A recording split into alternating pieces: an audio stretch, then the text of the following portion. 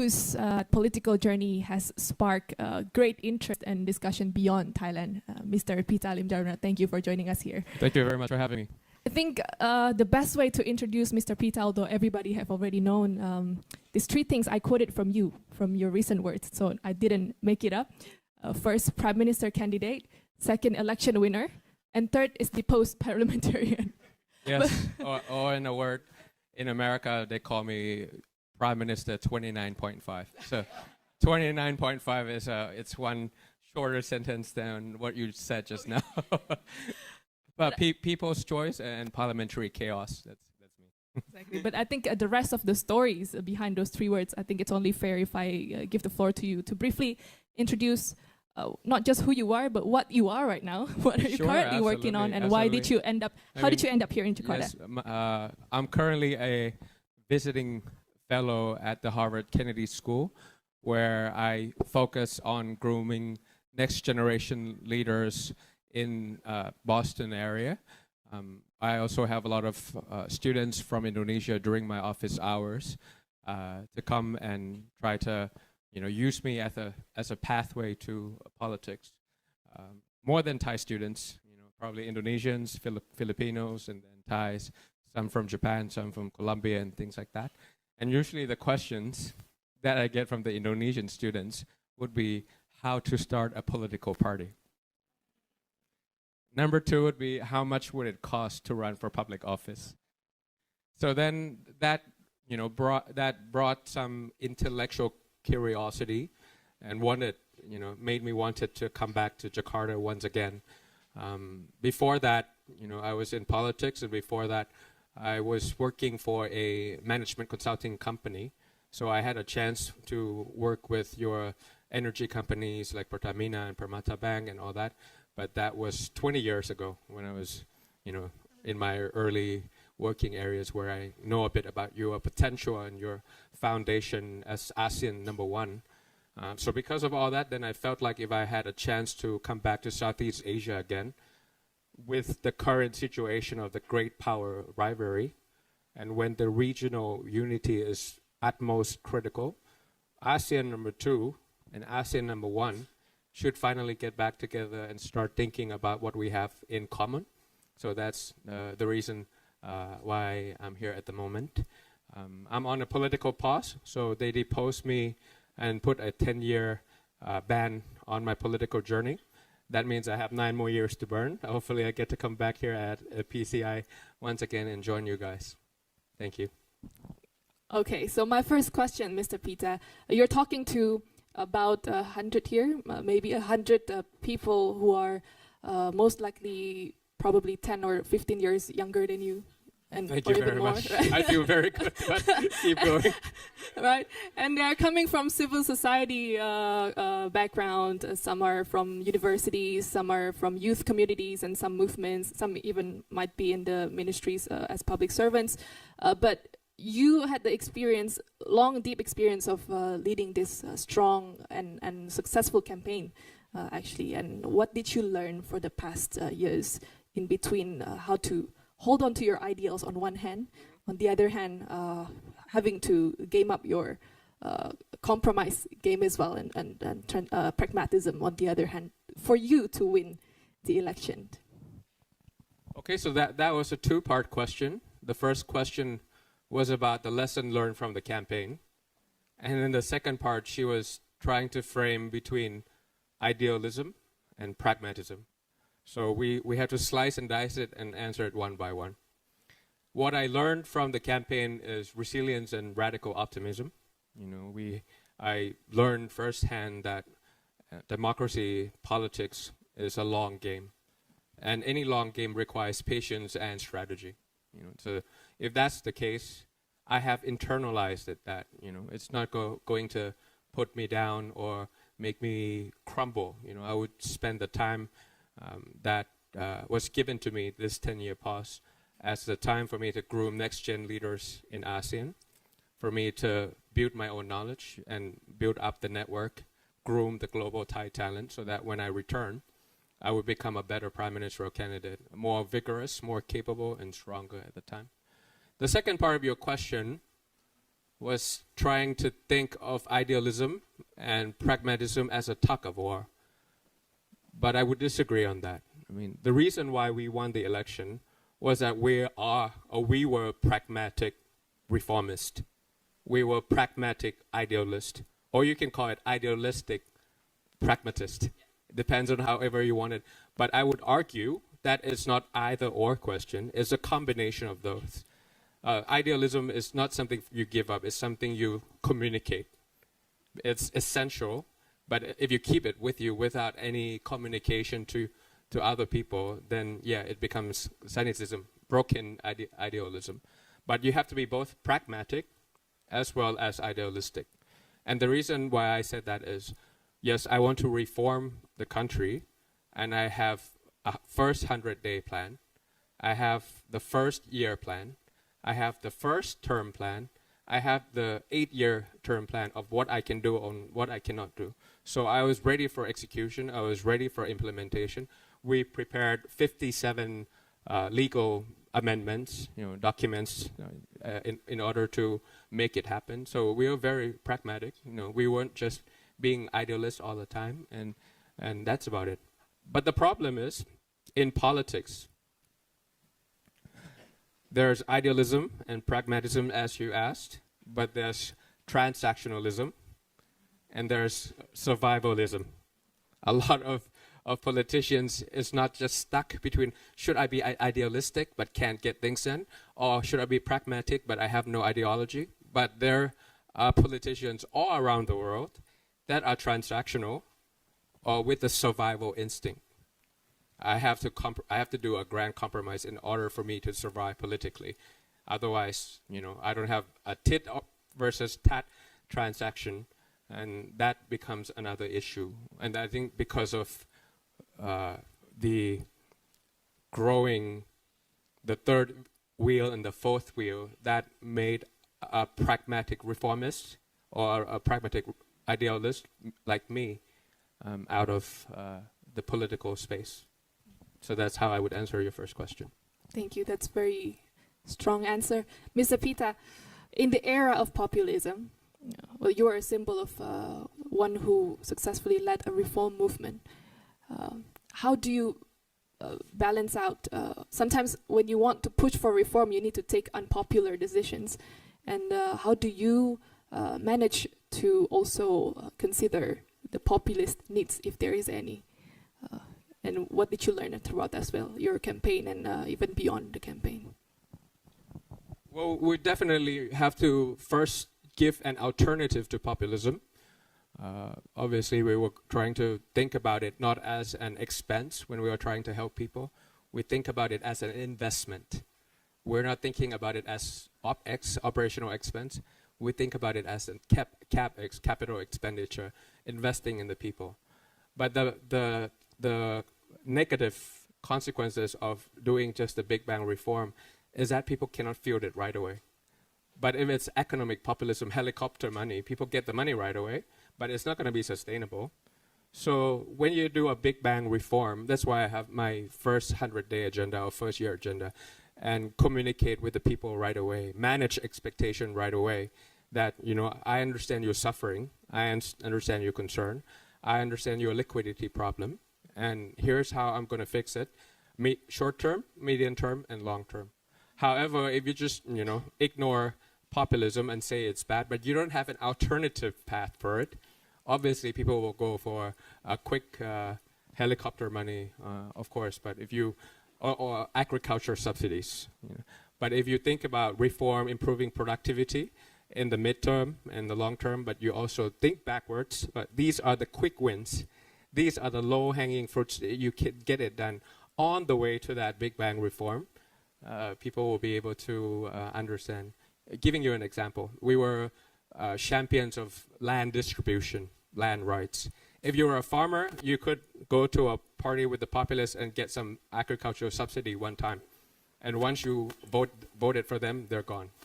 But for me, I'm going to help you with something that is very quick as well, but at the same time, land distribution or land justice for you to have that kind of asset to be used as a collateral for you to get into the capitalistic system like any other, like me, like you guys.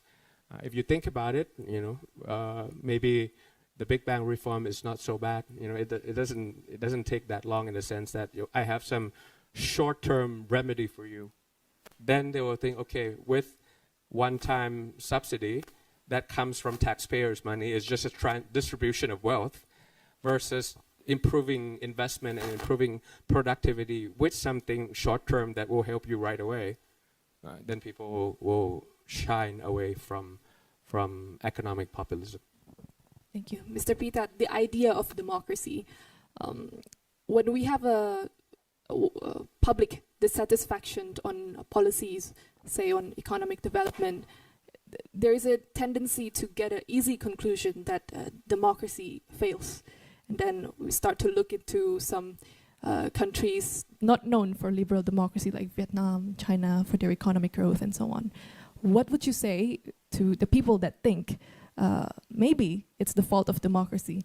And what would be your answer to be the bottom line of what a democracy could and could not take examples of best practices from abroad? First of all, there's a thin red line between competitive autocracy and democracy.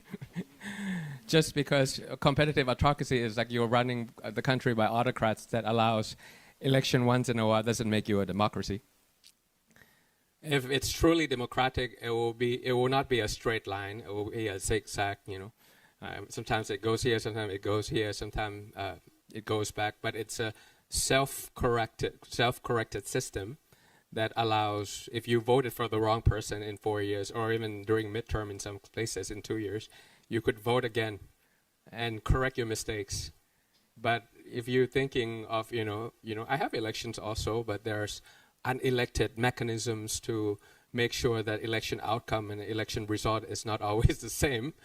Then you have to really draw that line whether you are a true democracy or you are a competitive autocracy. So it's really up to us, not just going out to voting turnout is really important. The freedom of speech, the freedom of the press, the ability for the people to control the agenda, independent organization that's really independent and not being weaponized or selectively used for a certain family. And that rings a bell somewhere along ASEAN countries in one shot. So yeah, those things are something that are components of a true democracy, and it's very detailed. Devils is in the detail that the younger generations and people who are truly democratic have to be smart and detailed and really followed up on these situations, because as of now, the way you take away democracy is not as loud and it's not as visible. You're not going to see tanks on the street. You're not going to see people being assassinated. Rather, they'll just use the judicial coup, violence in the courtroom, and political assassination rather than what happened in the past. The painful memory that we had together during May in South Korea, in Thailand, and in Indonesia. It's not going to be like that anymore, because autocrats are much smarter and they are very, very detailed. They're very discreet in the way they want to cling on to power. So that's why I feel like coming over here and talking to younger generations as well as Democrats to come up with Democrats United against Autocrats Inc.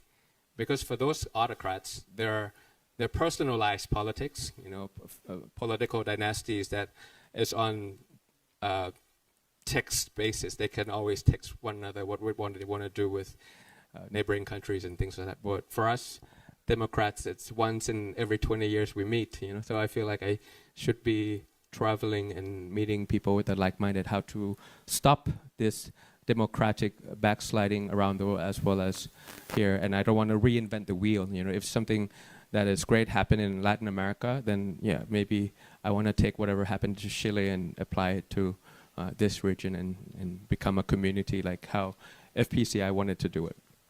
Why do you think this democratic backsliding around the world is happening?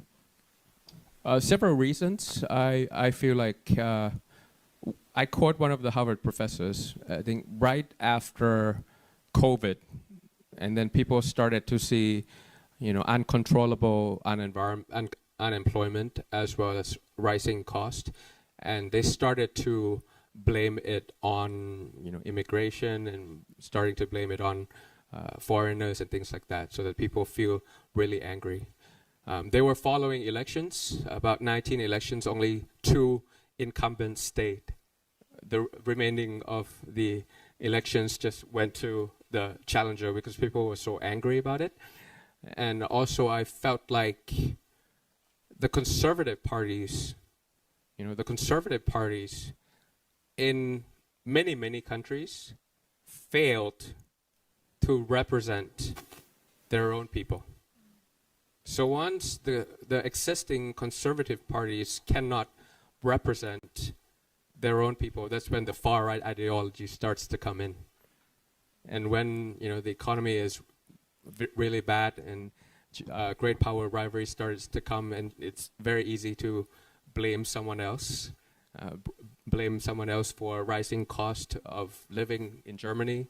Blame international students for rising cost of living in Australia. So that's why you started to see all around the world that the right-wing thinking is starting to arise, and because of many, many combinations, and the world is changing. The better question is, what do we do about it? How do Democrats in America offer an alternative America to what's happening now? How do SDP in Germany offer an alternative Germany? How does my party number 3, because number 2 is already dissolved, number 1 is already dissolved, is proposing an alternative Thailand where it's more inclusive and diversity is an asset and not a liability. Otherwise, they will see, okay, isolation is better, thinking inward is better. You don't have to think about multi-polarity or anything. Just this country first, that country first, and that country first all the time, because that's the new normal of the world nowadays. You touched upon this before already. The topic of today's discussion is democratic resilience, and one of the topic is the role of civil society. You mentioned before, now the battle is not seeing tanks on the street, and it's mostly in the courtroom, on the legislation table, within the system. And we had that history of 1998 of reform, which Thailand might not have, and still struggling on that. But our part of the story, civil society has always been the strong pillar of Indonesian democracy, and I believe that's also happening in Thailand and many countries. But the challenge is different. It's within the system. We might have this democratic system, but procedural-wise, but implementation-wise, there are many forms of manipulations of the system, institutions, laws are as well weaponized here. Then where civil society can play most effective part? Civil society is like shock absorber of democracy. Civil society is something that needs to work when the institutions stop working. So without any civil society organization, when a shock happens, democratic resilience, it means a system that can renew itself and can withstand shocks, and then ability to correct itself. That's what resilience in a nutshell mean. And in order for you to absorb the shock of something when it happens, and the ability to provide an informed decision on many issues, and also continuation, because governments come and go, parliaments come and go. But it's a civil society that works on land justice, indigenous rights, gender equality in Thailand, environmental issues. Those are the pillars that provided the shock and shock absorbing, as well as continuation of the struggle of the marginalized people. So without civil society, it will stop when the government change. But it's a civil society that keeps new governments accountable to the real need of the people. So it's truly crucial. But it's a shrinking space in Thailand, though. I don't know about what it is here in Indonesia. I heard about the uprising a couple of times here, about a military law as well as change of local election. Dark Indonesia, I can't remember exactly, but I feel like, it's called the control of the agenda. The ability for people to control the agenda of the society is part of a democracy, and you were successful, but for us, we have that kind of voters fatigue and civil society fatigue that we've tried and tried again, and we went to election and we finally won, and then again, we were stripped away of the victory, and we don't know whether we should wait, and instead of hitting the streets, we should just go to the poll and vote again and bring about change from election. So it's a bit of an iffy situation in Thailand, which I completely understand. It's not easy, especially if it's organic. Obviously, some peaceful assembly can be organized and can be systematically paid for in order for them to show up, but for organic assembly is something that is pretty tiring and dangerous also, which is something I agree that it's part of democracy, but I can't take responsibility for people's lives and things like that. That's why I chose the other path, which is to wait my time out, return better, and win within the parliamentarian system, which might be slower but more sustainable, in a way that, yes, I'll keep winning. The first time I got 80, the second time I got 152, next time I'm going to get 200 and 250. If I keep winning gradually, it will eventually reach a pivot point that finally the time of change has come from within. Yeah. You mentioned civil society fatigue, and I think that might be also happening in Indonesia, although the civil society keep lighting up each other's spirit in some ways, but political cynicism toward politicians and governments is very deep among Indonesian public and even younger generation. You mentioned the hashtag of Kabur aja dulu, meaning go abroad, and secondly, Indonesia Gelap, the dark Indonesia, and I think it has gotten to a point where this cynicism is towards politicians and government in general. And you in Thailand capture most votes. You earn the trust of the people, and people see that they can rely on you. What would be your answer for the politicians here and the governments here if they ask for your advice how to earn trust from the people? Consistency and transparency. It's very easy. I mean, if you are consistent with your message, and if you're transparent in your decision, you might not come to the answer right away, but you're very transparent in the way you think and the way you frame your argument, and you're accountable to your words. I feel like that's essentially, the element of trust, even within a smaller micro institution. If you're transparent with the way you think and how you come about solutions, I think that would be my advice to governments, that they keep the voters informed, and that would be the only way you gain trust.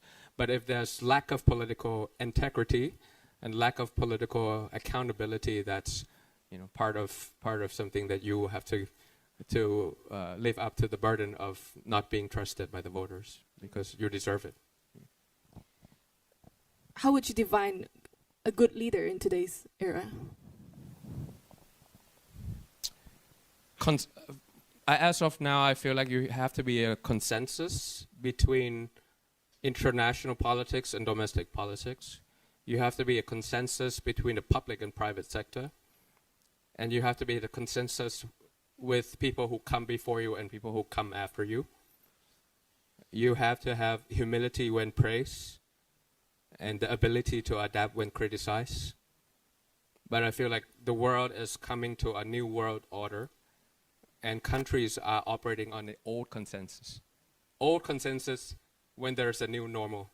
So that's why I feel like the leader, or that's actually how I differentiated myself from other candidates also. I tell them, I have some international background, but I also have rural backgrounds in Thailand. I have the ability to speak to the rice growers or the rubber plantation or the SMEs. I also understand the private sector and also the public sector. When the private sector requires regulatory guillotine from the public sector, I understand exactly what they're talking about. If I'm the policy maker, then I understand that this kind of policies, the private sector might not be happy. And then at the age of 44, I'm in the middle of people who have come before me, which I will ask for their experience so that I have the energy to keep pushing this region forward. But then I also understand that people who are the first-time voters, which is not so far from me, I hope. And I also understand what they are looking for as well, because the sentiment of the era is very different from people who are 20 years older than me and 20 years younger than me. So because of that, I feel like that's the kind of the leader that the world needs at the moment, and that's what I strive to be. I'm not perfect yet, but that's what I strive to be, the consensus of, the new consensus for the new normal of the people. One of the reasons why we ask what's your definition of a good leader is when the leadership that rose to power today, definitely they have gone through these campaigns, and they had to, of course, like you said, they have to have these transactions and so on, and sometimes to a point where they no longer have the autonomy to make decisions, and they're no longer serving the people, but serving a master, or master with the S, masters. And the younger generation also, you said how many questions coming, such as how to form a political party and how much does it cost to run. But really, if we decide to run today, let's say some half of this room, let's say they want to run for office and make themselves a candidate, what they think of would be definitely, can I maintain my autonomy with this deeply, I think, manipulated system in a way. Yeah. So the answer to that is your campaign finance. After that, it's called the campaign management. It has to be a lean campaign management so that your campaign finance is also lean. And that's why you don't need to get big grants from big corporates that can call you, right before you vote in the National Assembly. And what I call how we came about the campaign management is precision politics. We use a lot of data, we use a lot of technology that allows us to survive on average donation of about $15. So it's all based from taxpayers' money. We do some merchandising. We do a lot of party membership, grassroots, which is about $70. So either because of that, we didn't use a lot of money. My competitor said, if you run elections for 100 times, it wouldn't be the same cost that I spent. So because of that, precision, that kind of data-driven, that the incumbents or the older politicians or the older competitor party wouldn't know how to do, we do know how to do it. So that's why we owe no one nothing. And when you owe no one nothing, that means you're a very happy politician, because it's such a glum and gruesome occupation is to be a politician that has to listen to someone else and cannot vote your conscience. And I think that's something that is the worst job in the world, I guess. So because of the way we manage the campaigns and things like that, that's why we were able to maintain a political autonomy for the time during that. I think that's also the reason why they are really scared of us, because we're ready for elections any day. If there's a snap election tomorrow, we're ready. But for them, they have to raise funds first, right? And then because we answer to nobody, and that's why they felt like there's no leash. It's a long leash to get us back, and maybe the military or the monopolies were not were a bit paranoid about us. I'll open the floor for questions in a moment, but so prepare your questions. My last question. Meritocracy and democracy oftentimes being seen as two elements that are difficult to merge. especially with the system highly manipulated. Yes, we need to scale up, we need to level up in terms of finance management and so on and so forth if they run. But the mood here in Indonesia is we see appointed leaders, say, not up to standard or are not having the capability and the quality that we expect them to be. And those are happening because many speculate that there are political transactions to be fulfilled because they help, let's say, during the campaign or so on and so forth. How would you explain to us the way to actualize meritocracy in a democracy, in a vibrant democracy? So how do you keep the appointed accountable? Is that it? Can you elaborate your question again? I'll give one story. Yeah. So we had this youth-to-youth dialogues with the German, and we talk about democracy in each of the country. And in Germany, for someone coming from nobody to some leader, in a minister or as a parliamentarian, it's already normal that they don't talk about it. But here in Indonesia, from nobody to somebody, they talk about it as if it's very rare and very, wow, it's such an achievement when it's supposed to be a normal thing that anyone can run and anyone can be a leader as long as they have the quality and they have the effort and they have the capability and the credibility. But we see that it's not happening here. I see. So barrier to entry? Barrier to entry politics for someone with and eventually a common good last leadership. name might not be able to enter politics. That's one thing, and eventually good leadership of the government in general. I think that there's a structural issue there, especially happening in ASEAN. Back in the days, with probably when I was young and ambassador's time, there's dynastic politics and proxy leadership, things like this. You know, with the Bush, with the Trudeau, with the Abe, and things with the Kennedys, and that was also something that was going on around the world. But apparently, it's becoming quite popular over here in Southeast Asia, whether it's the Philippines, whether it's Thailand, whether it's Indonesia, whether it's Laos, even, you know. So I feel like that's really part of my mission back at Harvard when I want to groom next-gen leaders so that they can run for office without breaking their bank account or compromise their values. And I think it's really also within our control. There's some parts that it's out of our control. And it might take a collective effort to fix it, like maybe the constitution or the electoral laws and things like that. But it's really within our control in the sense that if we learn our political identity, asking questions such as why I want to run for office and why for this political party and why now is the time and not next time. You know, those are the things that will become your stump speech. It will become your political identity that says that, you know, my name is this, I want to run for office because I want to change this, and I want to run for this party because this party aligns with me, and now I'm ready because of so on and so on, you know. And once you have that identity, you'll be able to communicate very effectively. You'll be able to raise some funds very easily also in this opening environment nowadays, unlike 40 years ago, for example. So there's something within your control to, you know, go over the barrier. And I think there's many institutions around this region, as well as in Japan, in Korea, in America, that is willing to provide you the pathway to politics and have that kind of like future candidates program. At least I'm one. I mean, that's how I spend my time with someone who wants to be a mayor in Japan. Comes with, you know, okay, you and me, we craft the campaign strategy together. So how many people in your district? If you look at the previous count, where is the strong base? What's your average age of this town?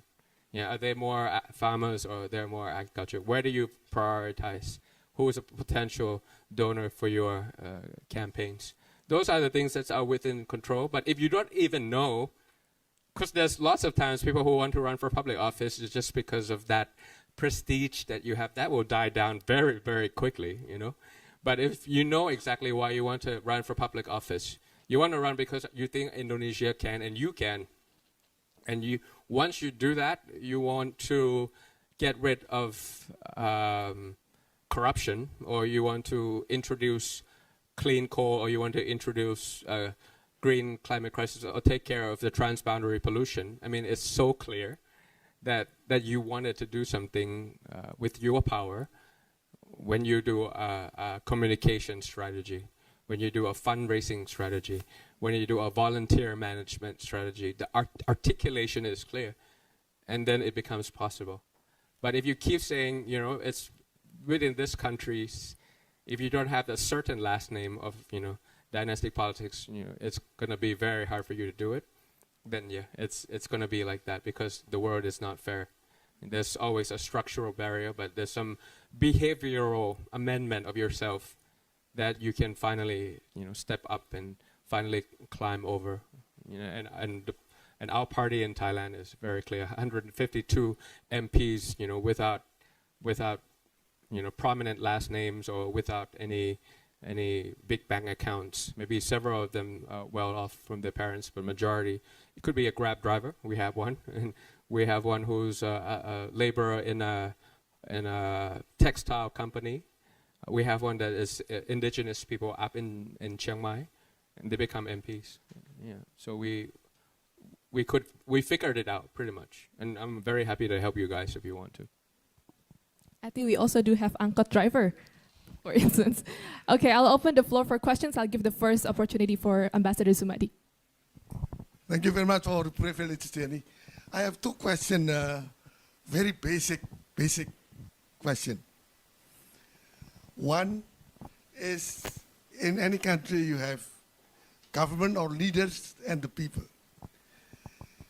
In the democratic country, the people has a right, but right has always entailed responsibility. My question is, what is the responsibility of the people in a democratic country? This is one. And the second is that you call it democracy, but the manifestation, either it legally, institutionally, are different in any countries. May I know your opinion on the prerequisite, the conditio sine qua non, for a political system to be called democratic? Thank you. The second part of the question is freedom, liberty, and fraternity, to begin with, in order for you to become democratic. And the responsibility of the people is definitely keep your representative accountable. So go out to vote is something that is very important. It's not always the case, because if you look at the overall voting turnout around the world, it's dropping like crazy. From average of about 65% global voting turnout, last year it went down to about 50-something. And if you look at Britain, if you look at Japan, even developing countries or developed countries, the voting turnout is lower and lower and lower. In Thailand, during my case, we won because it was the highest voting turnout in the history of Thailand, 78%. So if people felt like they have to use their rights and keep the government accountable through democratic means, that's essentially the role of the citizen. Obviously, you have to be happy, work hard, and pay taxes, but the trust of the government that returns to the people, that they feel comfortable, that they want to be part of the contribution to the country fiscal space, is also something that is very important as well. How about we take 3 rounds? Yes, let's gather rounds some of questions. Yeah? What time do we finish? Team, 3:30 is the time for ending the. ไม่เหมือนเดิมแล้ว เราจะชนะได้คือมีอยู่3อย่าง อันที่1เราต้องขยันกว่า อันที่2เราต้องแม่นกว่า และอันที่3เราต้องเร็วกว่า แม่นกว่าขยันกว่าแล้วก็เร็วกว่า อันนี้คือจุดแข็งของพวกเรา